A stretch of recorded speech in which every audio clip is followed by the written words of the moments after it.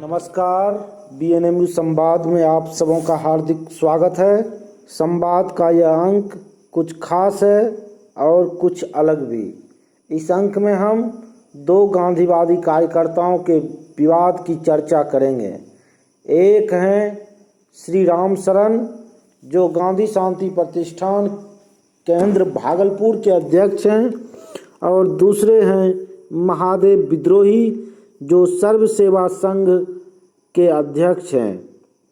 दोनों के बीच एक विवाद खड़ा हो गया है और इस विवाद की जड़ हैं देश के माननीय प्रधानमंत्री श्री नरेंद्र मोदी। जी हाँ, मोदी जी को लेकर दोनों गांधीवादी कार्यकर्ताओं में ठन गई है और दोनों एक दूसरे पर शब्दभेदी बाण चला रहे हैं और यह महाभारत चल रहा है फेसबुक पर। फेसबुक कुरुक्षेत्र का मैदान बना है और दोनों ही कार्यकर्ता उस पर अपने अपने तीर चला रहे हैं और इस महाभारत में देश के अन्य गांधीवादी, अंबेडकरवादी, समाजवादी, मार्क्सवादी सभी योद्धा शामिल हो गए हैं। बहरहाल हम आपको विवाद के मूल में लिए चलते हैं। यह विवाद शुरू हुआ है 2 जुलाई 2020 को राम शरण जी के एक पोस्ट से। अपने फेसबुक पोस्ट में राम शरण जी लिखते हैं, सावधान, सर्व सेवा संघ के कार्यकारी अध्यक्ष आदरणीय महादेव विद्रोही ने मुझे मोदी जी का दलाल घोषित कर दिया है। जो मित्र या शत्रु उनसे सहमत हैं, कृपया मुझे सूचित करें तथा मुझसे सावधान रहें। लेकिन मैं सर्व सेवा संघ में सुधार के लिए प्रयत्नशील रहूंगा। जी, कथित तौर पर महादेव भाई ने राम शरण जी को मोदी जी का दलाल घोषित कर दिया है, जिसे लेकर राम शरण जी ने व्यथित मन से फेसबुक पर यह पोस्ट किया है। इस पर दर्जनों लोगों की प्रतिक्रियाएं आई है। हम उनमें से कुछ प्रतिक्रियाओं को आपके लिए प्रस्तुत कर रहे हैं।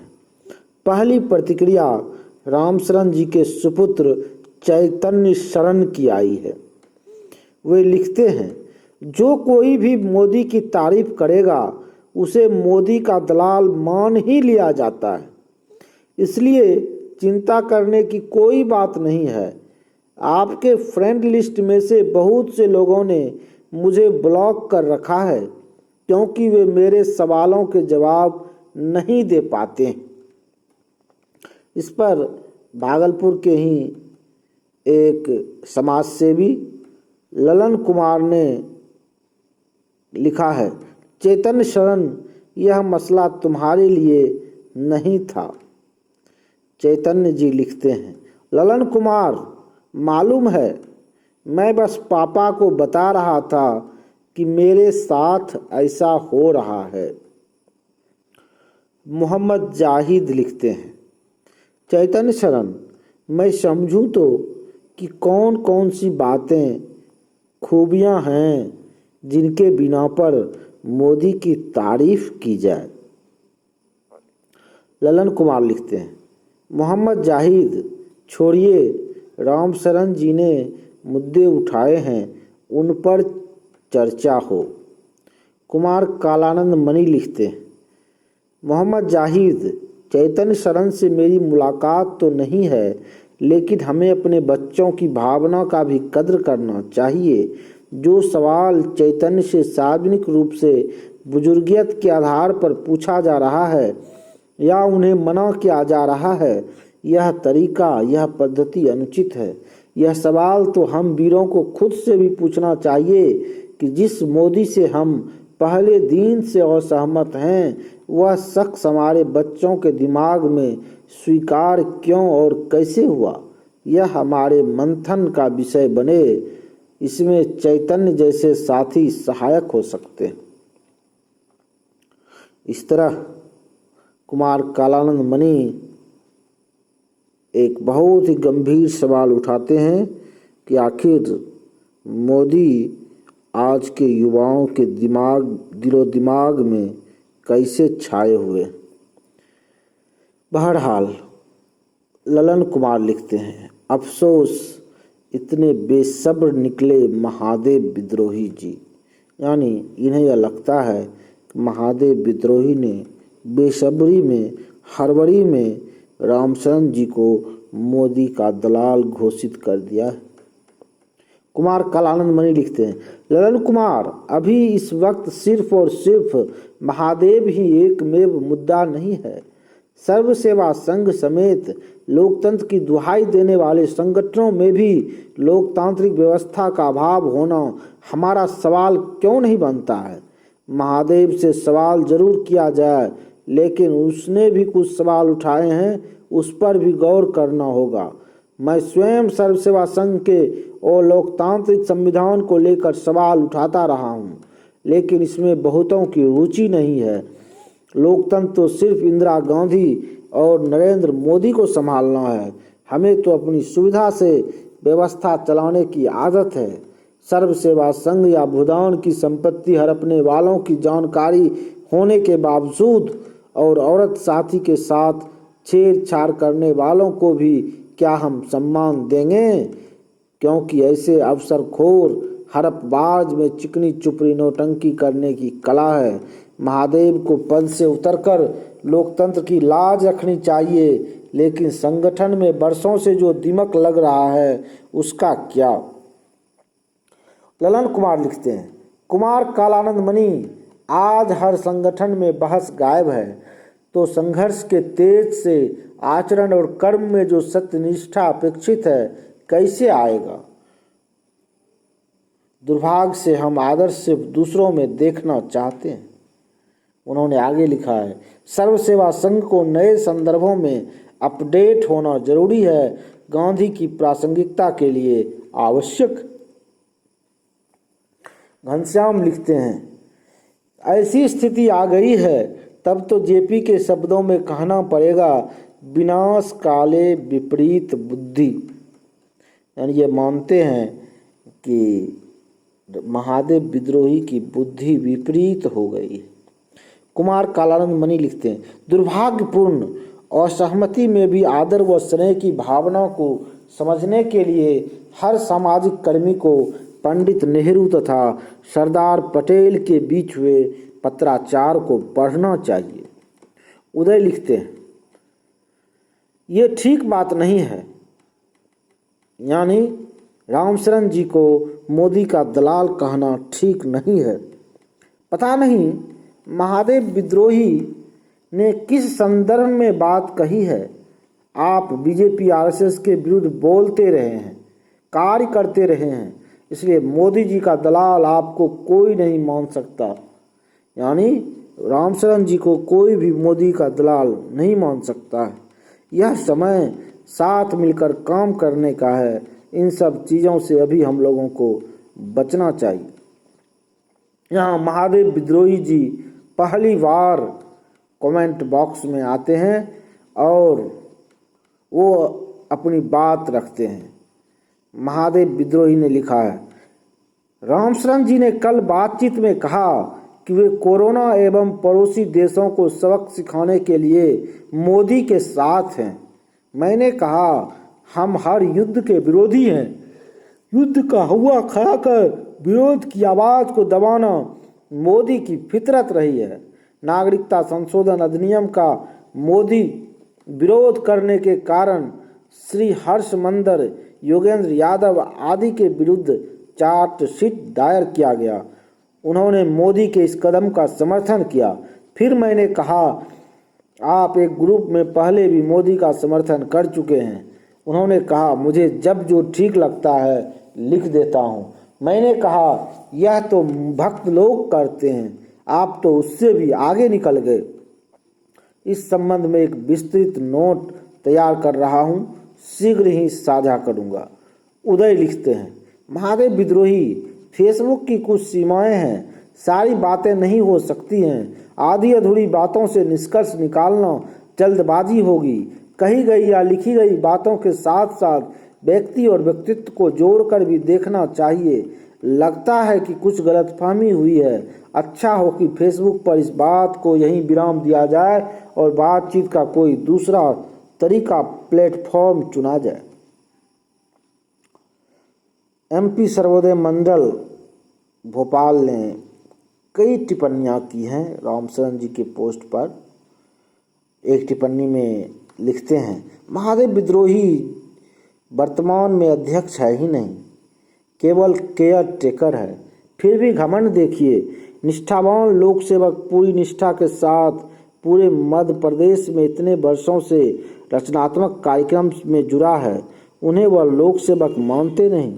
लोक सेवक के लिए इन्हें भी कागज दिखाना पड़ेगा। ठीक NRC वाला सोच, जैसे NRC में लोगों को भारत की नागरिकता प्रदान करने के लिए किया गया, उसी तरह इन्होंने लोक सेवक बनाने के लिए नियम एवं कायदे बनाए और अपने मनचाहा लोगों को ही तथा अपनी तरफ वोट देने वालों को ही लोक सेवक बनवाया है। पूरी तरह राजनीतिक शैली में एक सड़े हुए राजनीतिक पार्टी जिस तरह से कर्तव्य करते हैं, बिल्कुल उसी तरह केयर टेकर को क्या निर्णय करने का अधिकार है। आप सम्मान पूर्वक अपना पद छोड़ सकते थे, पर जिस तरह से आपने हरकत की है, यह देश भर के गांधीजनों के बीच में आपकी कोई वजूद नहीं रह गया है। माफी चाहेंगे, पर आपने न केवल सर्व सेवा संघ का नुकसान किया है, बल्कि स्वयं की प्रतिष्ठा भी आपने धूमिल किया है। कुदाल कमीशन के समर्थकों अब आपके सलाहकार हो गए। यह टिप्पणी इन्होंने महादेव विद्रोही के उस कमेंट पर की है जिसमें उन्होंने लिखा था कि मध्य प्रदेश में कोई सर्वोदय मंडल नहीं है, सिर्फ सतना में सर्वोदय मंडल कार्यरत। खैर, आगे फिर मध्य प्रदेश सर्वोदय मंडल की टिप्पणी है, सर्व सेवा संघ निष्क्रिय करने में महादेव भाई का महत्वपूर्ण योगदान है। असम में शांति कार्य के बाद अब तक पिछले 6 वर्ष में सर्व सेवा संघ कार्यक्रमहीन, आंदोलनहीन तथा झगड़ा फसाद में परिपूर्ण एक संस्था बनकर रह गया है। एक अन्य टिप्पणी है, आज सर्व सेवा संघ को नियंत्रण तथा संघ में निर्णय उन लोगों के द्वारा किया जाता है जो संपूर्ण क्रांति व इमरजेंसी के दौरान सरकार के साथ थे, जिनके अप्रत्यक्ष प्रत्यक्ष सहयोग से कुदाल कमीशन का गठन हुआ तथा कई गांधीजनों को जेल में भेजा गया और उन्हें यातनाएं दी गई। जिन लोगों ने सर्व सेवा संघ को मिटाने में लगे थे, आज वह निर्णायक मंडल में हैं। इससे दुखद और क्या हो सकता है। पुनः एक टिप्पणी है, केयर टेकर अध्यक्ष को ऐसे भी निर्णय लेने का कोई अधिकार नहीं होता, पर उन्होंने जिस गैर कानूनी एवं असंवैधानिक तरीके से गांधी विचार के विपरीत जाकर सर्व सेवा ग्राम जैसे आश्रम प्रतिष्ठित संस्था के अध्यक्ष को बर्खास्त करने का दुस्साहस किया, वह निंदाजनक है। समग्र देश के गांधीजन एकत्रित होकर सर्व सेवा संघ को ऐसे दुष्ट लोगों के हाथ से बचाने के लिए मुहिम प्रारंभ करें। पुनः लिखते हैं, चंदन पाल एक सम्मानीय गांधीवादी व्यक्ति है जिन्होंने कई रचनात्मक कार्यक्रम में देश भर के युवा साथियों को जोड़ा है। असम में शांति कार्य में चंदन पाल की महत्वपूर्ण भूमिका रही है। ऐसे व्यक्ति को महामंत्री पद से और संवैधानिक तरीके से निष्कासित करना महादेव भाई के हठधर्मिता का परिचायक है और शायद यही मोदी स्टाइल है। रमेश पंकज जी एक और सम्मानीय व्यक्ति है, उनके साथ भी क्या क्या व्यवहार किया गया। आगे एक टिप्पणी और, अविनाश काकड़े, उन्हें भी कब हटाया गया किसी को पता नहीं। एक अन्य टिप्पणी, शेख हुसैन जी सर्व सेवा संघ में है कि नहीं पता नहीं, उन्हें बैठक में बुलाया भी नहीं जाता। एक अन्य टिप्पणी, आशा भोथरा भी कभी भी सर्व सेवा संघ से बाहर की जा सकती है क्योंकि आप सर्व सेवा संघ में उचित प्रश्न उठाती है एवं सर्व सेवा संघ में चल रहे गड़बड़ी के विरुद्ध आवाज को बुलंद करती है। मैनेजिंग ट्रस्टी अशोक सरन जी को भी निष्क्रिय कर दिया गया है। उनके लिए ऑफिस की बुनियादी सुविधा तक मुहैया नहीं कराई जा रही है। उन्हें भी बहुत जल्द बाहर का रास्ता दिखा दिया जाएगा, क्योंकि वह भी सर्व सेवा संघ के वर्तमान केयरटेकर अध्यक्ष के कामकाज एवं शैली पर सवाल उठा रहे हैं। एक अन्य टिप्पणी है, चुनाव अधिकारी के रूप में महादेव जी का इशारों पर काम करने वाले भवानी शंकर कुसुम की नियुक्ति की गई है, जिन्हें जमुनालाल बजाज अवार्ड भी मिला है। फिर भी वह मूकदर्शक एवं विभक्त बनकर सभी तरह के गलत कार्यों को प्रोत्साहित एवं समर्थन दे रहे हैं। पुनः एक अन्य टिप्पणी है, देश की वर्तमान समस्या पर सर्व सेवा संघ खामोश है। क्या कोई आंदोलनात्मक कार्यक्रम एवं रचनात्मक कार्यक्रम पिछले वर्षों में खड़ा किया गया है? सर्व सेवा संघ का औचित्य क्या रह गया है? केवल एक दो पदाधिकारी के हवाई खर्च, उनके स्वराम सुविधा और अपने राजनीतिक मनोकामना पूरी करने के लिए यह संस्था समर्पित है। एक अन्य टिप्पणी है, महादेव विद्रोही कितने युवा साथियों को आपने खड़ा किया, कितने युवा साथियों के अंदर आपने नेतृत्व गुण विकसित किया, कितने युवा साथियों को अपने सर्व सेवा संघ से जोड़ा। अपने कार्यकाल में 6 साल आपने केवल झगड़ा और लड़ाई में व्यतीत किया। आपने जीवन के मूल्यवान समय तथा संस्था के 6 साल अपने वर्धा एवं सेवाग्राम के आसपास के प्रतिष्ठित संस्थाओं को अदालत तक घसीटने में व्यस्त रहे। सर्व सेवा संघ के साथ जुड़े हुए उन तमाम संस्थाओं के साथ संबंध खराब किया जहां गांधी जनों को आपने सर्व सेवा संघ से दूर किया। अपने अंदर झांकिए और महसूस करिए, स्वयं की गलती को वाणी पर संयम रखिए, अपने गुस्से पर नियंत्रण कायम करिए, अपने अहम को काबू में रखिए, छल और प्रपंच को छोड़िए, गांधी विचार को थोड़ा बहुत दिल से समझने का प्रयास कीजिए। महादेव विद्रोही ने लिखा है, मध्य प्रदेश में कोई प्रदेश सर्वोदय मंडल नहीं है, सिर्फ सतना में जिला सर्वोदय मंडल है, जिस पर सर्वोदय मंडल की एक टिप्पणी आई है जिसे हम पूर्व में ही पढ़ चुके हैं।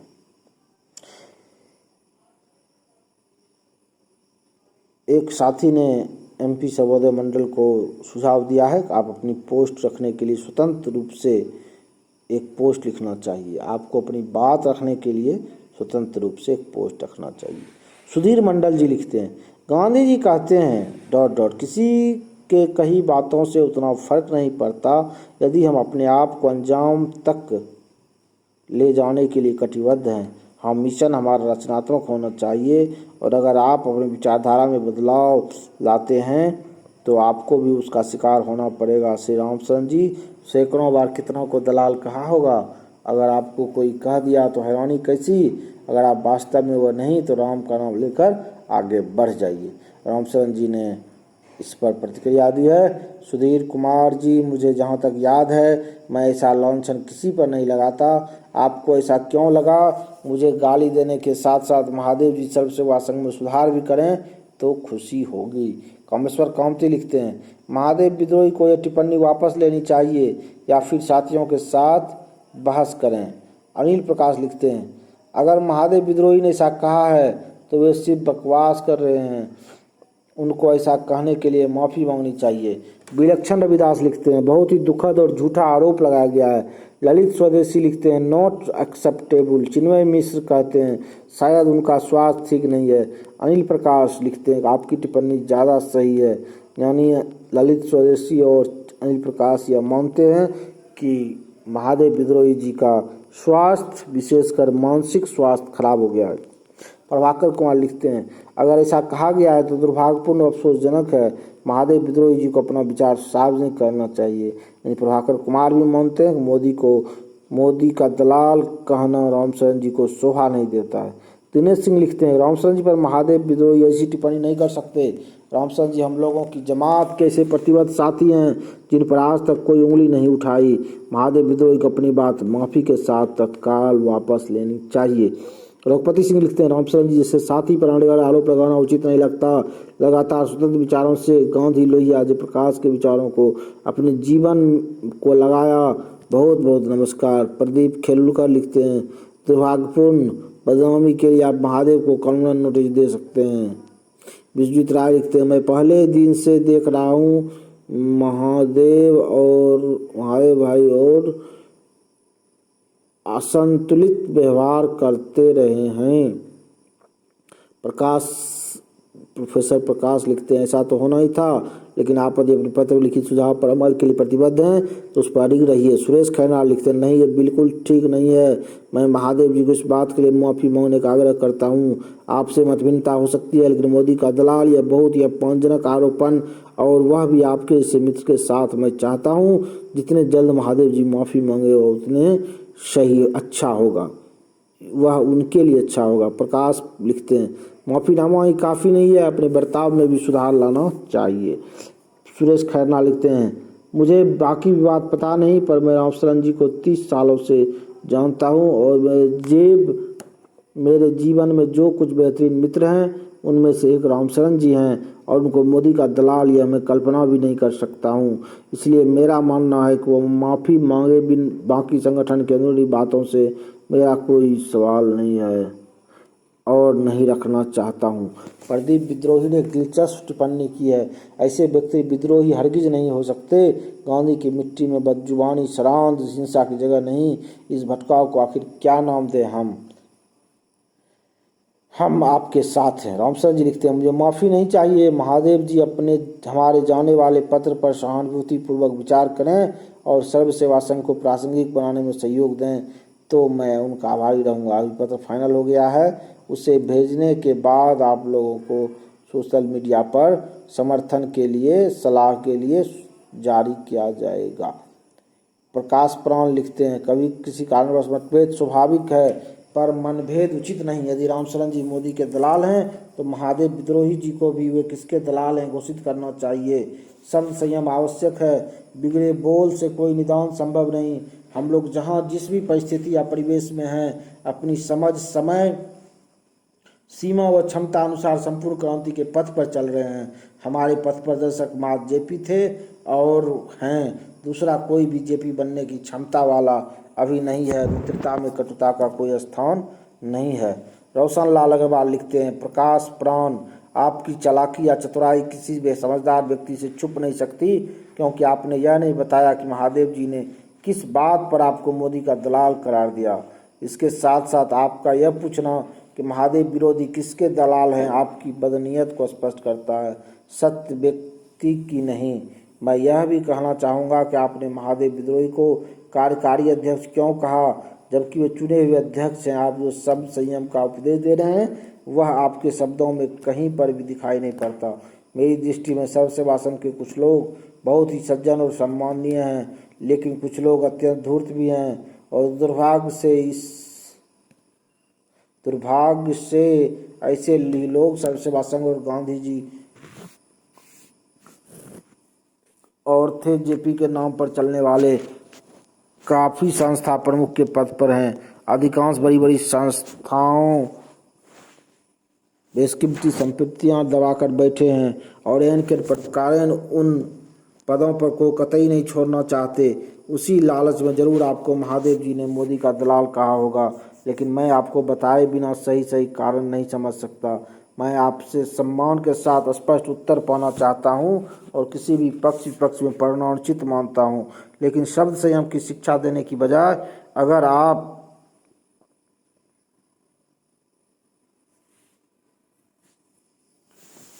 अपने व्यवहार में पारदर्शिता को प्रमुखता दें तो हमारी शायद सारी स्थिति बदल सकती है। और बाद में अस्पष्टता खुद और अपना आरोप प्रत्यारोप का यही सिलसिला भीतर की किसी गंभीर पुरानी महामारी का स्वाभाविक परिणाम दिखता है। सभी की नीयत पर उंगलियां उठ रही है, पुराना पाखंड सामने आ रहा है। पुराना पाखंड हम सबको परेशान कर रहा है। मेरी समझ में जो लोग वर्षों पहले स्वर्ग जा चुके हैं उन लोगों को ही आज भी अपना नेता मानते हैं, जिन्हें जिंदा लोगों से पता नहीं क्या और क्यों परहेज हो रहा है। लंबी चौड़ी इनकी टिप्पणी है। विद्रोही जी ने अगर किसी को मोदी जी का दलाल कहा है तो फिर उन पर मोदी जी का समर्थक होने का आरोप तो लगा ही नहीं जा सकता, लेकिन बचाव करने वाला भी पूरी सच्चाई समाज के सामने नहीं रखना चाहता, इसलिए जो कुछ हो रहा है वह किसी को भी निर्दोष सिद्ध नहीं करता। लंबी टिप्पणी है इनकी। खैर, रमेश चंद्र शर्मा लिखते हैं, विनाश काले विपरीत बुद्धि, भाषा का संयम खोना बहुत बुरी बात है। मतभेद स्वस्थ प्रक्रिया का अंग है। सीमा का ख्याल रखना सबके लिए जरूरी है।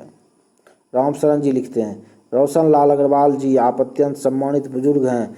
मैं आय की उच्चतम सीमा के सिद्धांत से सहमत हूँ। मैं जयप्रकाश जी के आंदोलन का छोटा कार्यकर्ता हूँ। मैं सर्व सेवा संघ का सदस्य नहीं हूँ, न बनना चाहता हूँ, पर सेवा संघ हम लोगों के लिए मातृ संस्था जैसी है। हम लोग चाहते हैं कि वो सक्रिय हो और सांप्रदायिकता, जातिवाद, महिला, दलित, आदिवासी आदि का उत्पीड़न, उपभोगवाद, गलत विकास नीति आदि के खिलाफ आंदोलन का नेतृत्व करे। महादेव विद्रोही जी विगत 6 साल से अध्यक्ष हैं। मार्च में नया चुनाव होना था जो कोरोना के कारण नहीं हो सका, इसलिए उन्हें कार्यकारी अध्यक्ष कहा जा रहा है। वे अगले अध्यक्ष नहीं बन सकते हैं, पर किसी अपने व्यक्ति को कठपुतली अध्यक्ष बनाना चाहते हैं। इसलिए हम लोग एक सामूहिक आवेदन देने की तैयारी कर रहे हैं, जिससे वे नाराज होकर गालियां दे रहे हैं। अब तक वह पत्र भेज नहीं डालता, मैं अभी वह फेसबुक पर नहीं डाल सकता। यदि आप उसे पढ़ना चाहें तो मुझे अपना व्हाट्सएप नंबर दें। प्रभात कुमार लिखते हैं, महादेव जी पथ विचलित हो गए हैं। पुतुल लिखती हैं, दुर्भाग्य है अपनी अराजकता को सही ठहराने के लिए आप आरोप लगाने के लिए साथियों पर इस मोदी के दलाल शब्द को आपने नीति में शामिल कर लिया है। आज हमारे तमाम साथी बिना पद और सत्ता के लालच के बिना आज की परिस्थितियों में खड़े हुए हैं, क्षमता अनुसार संपूर्ण क्रांति पद पर चल रहे हैं। रामशरण जी पर यह आरोप बहुत ही घटिया है। अनिल अरुण लिखते हैं, मठाधीशों का विरोध करेंगे तो यही होगा। रोशन लाल अग्रवाल लिखते हैं, अनिल अरुण, जहाँ तक मैं जानता हूँ महादेव विद्रोही नए मठाधीश हो सकते हैं, पुराने नहीं।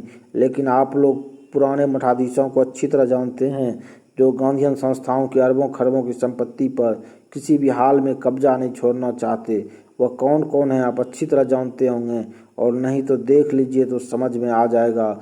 जो अमरनाथ भाई जैसे बहुत ईमानदार सत्य प्रिय लोग हैं, उन्हें तो कोई भी नहीं पूछता और उनका सम्मान केवल अपने व्यवहार के कारण बना हुआ है। यह बहुत दुखद है। रमेश चंद्र ने लिखा है, सर्व सेवा संघ के बारे में मैं अनेकों बार लिख चुका हूँ। सर्व सेवा संघ के एक मंत्री महोदय की ओर से वकालत नोटिस भी प्राप्त हुआ है। सर्व सेवा संघ ने जिस दिन रमेश पंकज, जो अनेक घोटालों का मास्टर है, उन्हें मंत्री बनाया गया, उस दिन ही स्पष्ट हो गया कि यह मंच अब चेहरा चमकाने का मंच मात्र रह गया है। डॉक्टर मनोज मिता लिखते हैं, आप पे जो आरोप विद्रोही जी लगा रहे हैं वे बेबुनियाद हैं। उन्हें उन पे लगे आरोपों का संजीदगी के साथ जवाब देना चाहिए। लालदा लिखते हैं, सर्व सेवा संघ को नज़दीक से नहीं जानता हूँ, लेकिन रामशरण जी जैसे साधु पुरुष पर ऐसा लांछन लगाने वाले मानसिक दिवालिया के शिकार हैं। उल्लास देसाई लिखते हैं, यह सर्व सेवा संघ का अंदरूनी मामला है। मोदी तो नहीं आए आपके यहाँ खुद चलकर, इस पे आप उनको मत खींचो। आप या तो झगड़ते रहो या आपस में सुलझाओ। ज़्यादा पैसा है तो कोर्ट में चले जाओ, 10-12 साल झगड़ो, थक जाओ। घनश्याम दीनबंधु लिखते हैं, किसी भी सीनियर साथी से भूल भी हो तो एक साथी के नाते उन्हें सामने में सकारात्मक टिप्पणी करना चाहिए। भवानी वर्मा लिखते हैं, आपस में ऐसा भ्रम ठीक नहीं, आप लोग दोनों ही आंदोलनकारी रहे हैं, इस तरह की भाषा उचित नहीं। दिवाकर घोष लिखते हैं कि आप स्वतंत्र विचार के आदमी हैं, आप मोदी भक्त तो कदापि नहीं हो सकते, यानी ये रामशरण जी को कह रहे हैं। अलका सिंह लिखती हैं, किसी के कहने से क्या। देवेंद्र सौरभ लिखते हैं कि आप जैसे वरिष्ठ लोग जब आलोचनाओं से घबराएंगे तो नए लोग कैसे प्रेरित होंगे। आपको जानने वाले इन आरोपों पर कभी विश्वास नहीं करेंगे। आप आहत हुए हैं, आपका दर्द समझ सकता हूँ, लेकिन आपको यह भी याद रखना चाहिए कि आपकी पहचान आपके अच्छे काम हैं। कहने वाले तो कुछ भी कह देते हैं, इसे दिल पर न लें, आपके मुरीद आलोचकों से ज़्यादा हैं। यह रामशरण जी के पोस्ट पर अब तक आई अंतिम टिप्पणी है। महादेव विद्रोही ने रामशरण जी के पोस्ट पर जो टिप्पणी की है उसे ही उन्होंने स्वतंत्र रूप से 3 जुलाई 2020 को एक पोस्ट के रूप में भी दिया है। हम उसे फिर से पढ़ देना चाहते हैं आप लोगों के लिए। रामशरण जी ने कल बातचीत में कहा कि वे कोरोना एवं पड़ोसी देशों को सबक सिखाने के लिए मोदी के साथ हैं। मैंने कहा कि हम हर तरह के युद्ध के विरोधी हैं। युद्ध का हवा खड़ा कर विरोध की आवाज़ को दबाना मोदी की फितरत रही है। ... ये चलता है। फिर आगे वो लिखते हैं कि मैंने कहा ये तो भक्त लोग करते हैं, आप तो उससे भी आगे निकल गए। इस संबंध में एक विस्तृत नोट तैयार कर रहा हूँ, शीघ्र ही साझा करूँगा। अनिल प्रकाश ने महादेव विद्रोही से पूछा है कि आपने रामशरण जी को मोदी का दलाल कहा था या नहीं, स्पष्ट बताइए। दिनेश सिंह लिखते हैं जो हो रहा है वो काफ़ी दुखी है। अशोक मोती लिखते हैं शर्मनाक है। गौरव कुमार लिखते हैं आपने उन्हें तो प्रमाण पत्र दे दिया, आप अपने आप को किस श्रेणी में देखते हैं? मुझे तो आपके लगभग सभी पोस्ट में गांधीवादी मूल्य देखने को नहीं मिलता है, न ही कहीं कोई रचनात्मक और संज्ञानात्मक कार्य का उल्लेख दिखता है। मुझे भी आप कोई प्रमाण दे सकते हैं? इन्होंने महादेव विद्रोही को लिखा है। कामेश्वर कामती लिखते हैं आपकी बात से लगता है कि आपने हड़बड़ी में निष्कर्ष निकाल लिया है। बेहतर उनसे बात करनी चाहिए थी। हम सभी साथी हैं, हमारे मतभेद होते हैं, होने भी चाहिए। लोकतंत्र है। कोरोना से युद्ध का मतलब कोरोना से निजात पाने के वैज्ञानिक ढंग से प्राप्त करना है। पड़ोसी से युद्ध का मतलब अपने देश की सीमा की रक्षा करनी है। यहाँ युद्ध की संभावना बनती है, लेकिन यदि कूटनीतिक समाधान नहीं निकले तो युद्ध तो करना ही होगा। गांधी जी कायरों की क्षमा वाली बात कहकर युद्ध से भागना तो कतई अहिंसा नहीं मानी जाएगी। आपको रामशरण जी से बात करनी ही चाहिए थी। अमरनाथ झा लिखते हैं बहुत ही दुखद है, इसका तत्काल खात्मा होना चाहिए। इस्लाम हुसैन लिखते हैं इस प्रकरण पर आपकी बातों से सहमत होते हुए यह कहना चाहूँगा कि गांधी के सभी प्रतीकों का भगवाकरण किया जा चुका है और उसका राष्ट्रीयवादीकरण करके उसे गोत्रीयवाद के नज़दीक से नज़दीक किया जा रहा है। अरुण कुमार सिंह लिखते हैं मोदी का विरोध करने का सबको अधिकार है, लेकिन मुल्क का विरोध नहीं होना चाहिए। चीन के रवैये से पूरी दुनिया परिचित है। युद्ध का मैं भी विरोधी हूँ, लेकिन युद्ध लादा गया तब उसका जवाब तो देना ही होगा। अभी देश की जनता ने मोदी को चुना है, तो चाहे अनचाहे उनके नेतृत्व में ही युद्ध की तैयारी होगी। देश की सर्वोच्चता के साथ कोई समझौता नहीं किया जाना चाहिए।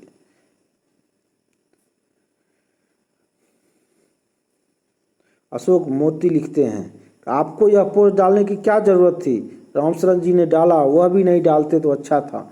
अशोक मोती का कहना है रामशरण जी और महादेव विद्रोही को इन सभी बातों को फेसबुक पर नहीं लिखना चाहिए था।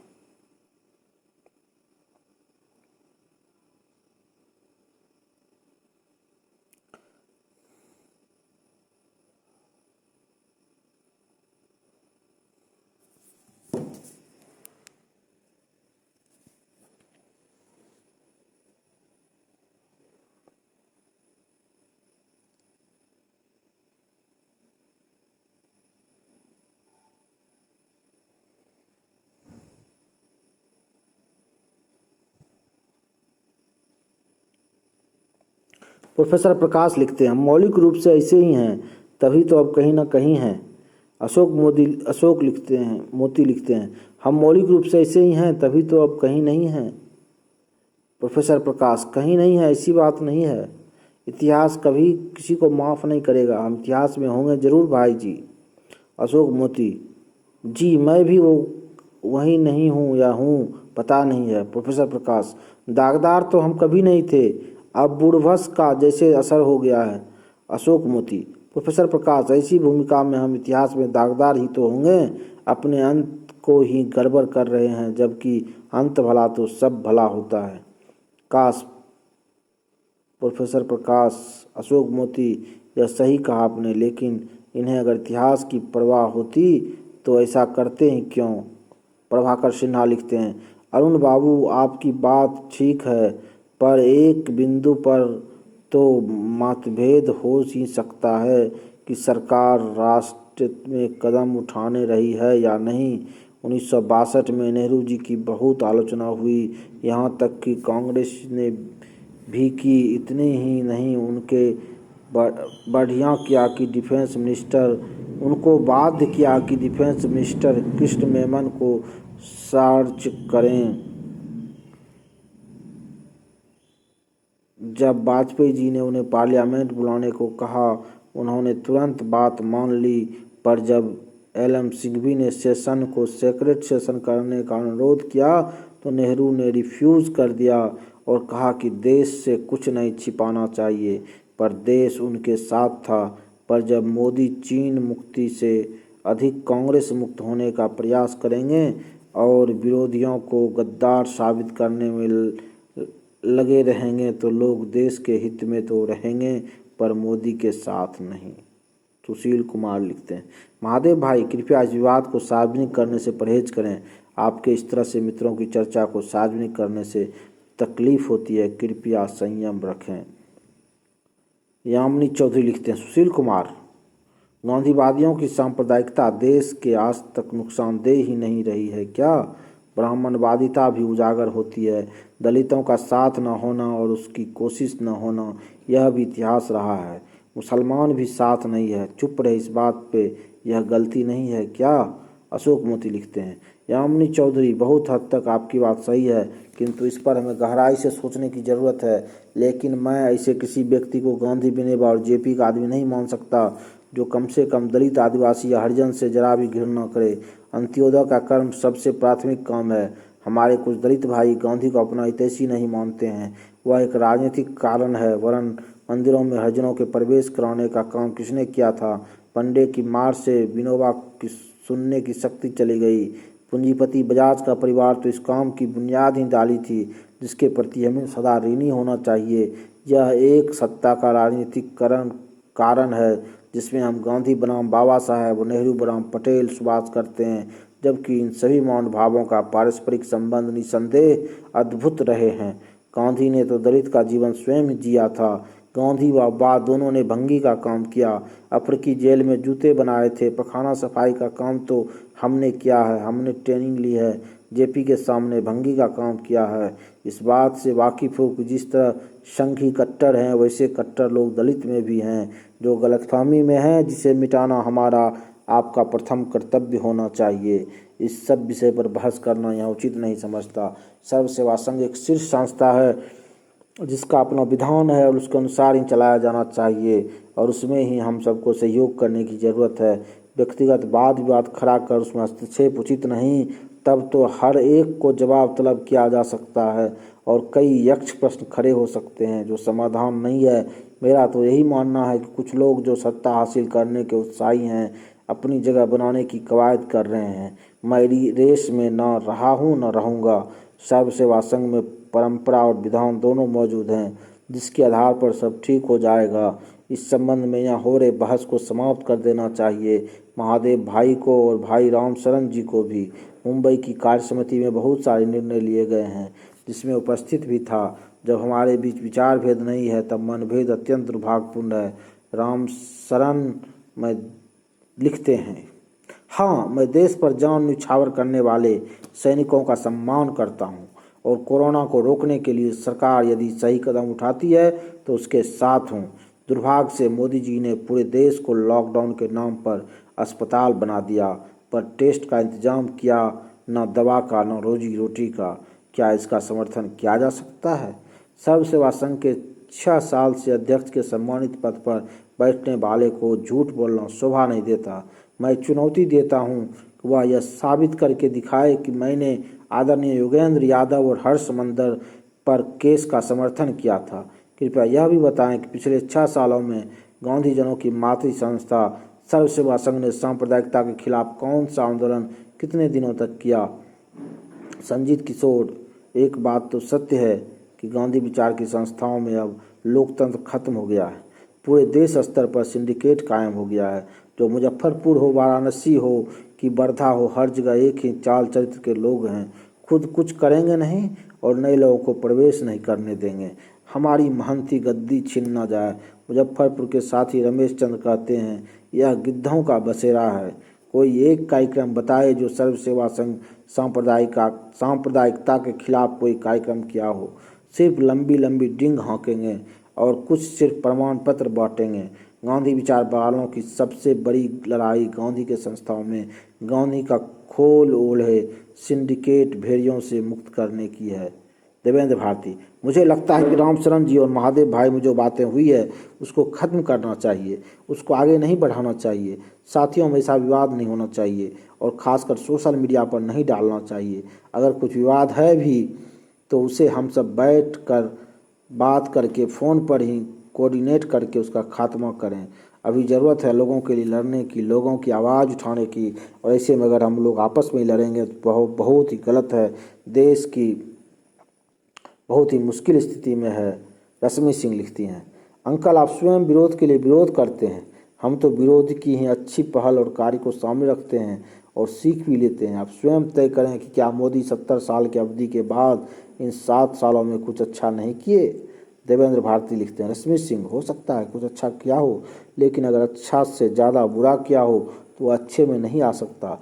दूसरी बात, अच्छा क्या किया है और उसकी धरातल पर कितने लोगों को फ़ायदा मिला, उसकी समीक्षा अभी बाकी है। हालांकि कुछ लोगों ने कभी कभी किया है, लेकिन जिस स्तर पर कैग वगैरह से जांच होनी चाहिए वो नहीं हुई है। रश्मि सिंह, देवेंद्र भारती, अब अच्छे की ही तो हर व्यक्ति की अपनी अपनी परिभाषा होती है ना।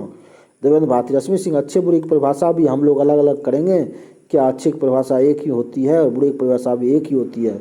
यास्मीन बानो, या आपने जो भी रामचंद्र जी के बारे में जानकारी दी है, जहाँ तक मैं उन्हें जानती हूँ वह ऐसा नहीं कर सकते हैं। मोदी जी की गलत नीतियों का विरोध करना अलग बात है और देश के नौजवानों का सम्मान करना आवश्यक है। उनकी कुर्बानियों के कारण ही हम सब रातों में सुकून की नींद सो पाते हैं और अपनी अपनी दिनचर्या में बेफिक्री से मशगूल रहते हैं।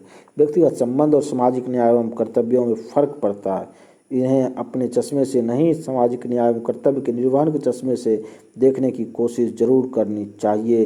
शेख जुम्मन और अलगू चौधरी का सुंदर चित्रण मुंशी प्रेमचंद के द्वारा किया जा चुका है। अपनी शिक्षा को सार्थक बनाने में कामयाब होने की आवश्यकता हमें है। आनंद मौलवी लिखते हैं, प्रधान जी कुशल मदारी की तरह हर बार एक नया तमाशा ले आते हैं। कमल लिखते हैं, मैंने कभी कहा था कि सभी तथाकथित समाजवादी घर वापसी करेंगे। कमल भारती जी दलित विचारक हैं, उनकी यह दिलचस्प टिप्पणी है कि मैंने कभी कहा था कि सभी तथाकथित समाजवादी घर वापसी करेंगे।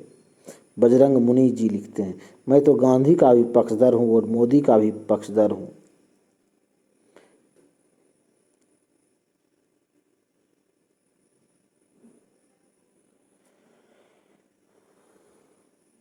इसी तरह एक साथी ने लिखा है, श्याम घनश्याम जी ने लिखा है, रामचरण जी ने हर्ष मंदर और योगेंद्र यादव के ऊपर हुए FIR का समर्थन किया होगा, इसकी कल्पना भी नहीं की जा सकती है। बहरहाल यह विवाद चल रहा है फेसबुक पर मोदी जी का दलाल बताने के कारण।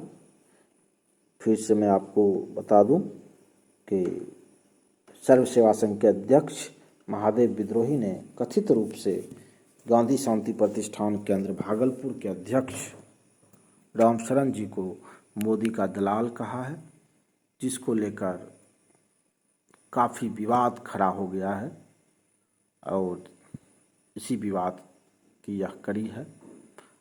शायद आपको हमारा यह अंक अच्छा लगा हो। इस विवाद से आप देश में वैचारिक बहस को समझ सकते हैं, देख सकते हैं। कहीं कहीं बोलने में कुछ त्रुटि हो गई है, उसके लिए हम क्षमा प्रार्थी हैं। बहुत बहुत धन्यवाद, आभार।